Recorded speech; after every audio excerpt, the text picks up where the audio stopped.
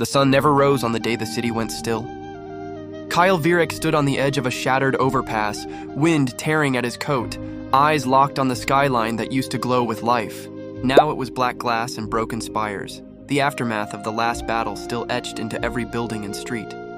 A week had passed since the fusion of the stones summoned the Grand Warrior and drove Thorn back into the void, but the scars remained. Behind him, the rest of the team descended from the sky, Selene in a soft arc of sunlight, Rian trailing vapor and mist, Nira pulling herself from the shadow of a half-fallen highway sign, and Davi with a grin that barely masked his limp. "Still think we won?" Kale asked without turning. Davy laughed. "Sure. If winning means every street smells like burnt ozone and guilt." Nira was quiet. We pushed him back. "Not gone, just waiting." Rian nodded. "I feel it too. Like something's watching." Selene walked to Kale's side.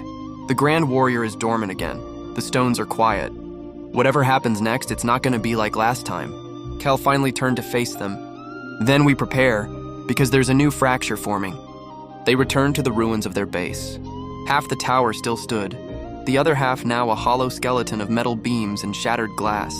Inside, the walls flickered with the last pulses of their AI system, and the stone chamber glowed dimly, its power spent.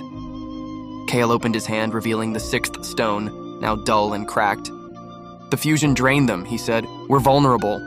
"Not just us," Nira added. She tapped the wall, showing intercepted signals. 3 cities, same attack. Same symbols, different teams. "Someone's building something. Or someone." Davy muttered, "Copycats." "Worse," Rian said. "Counterfeits," Kale clenched the stone. "We need to know who and why."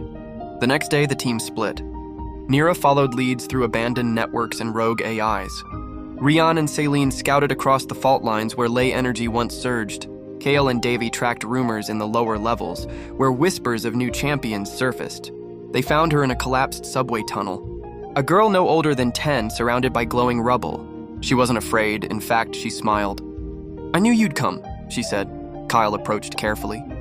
"You were waiting for us?" She nodded. "He said you'd try to stop us." Davy crouched.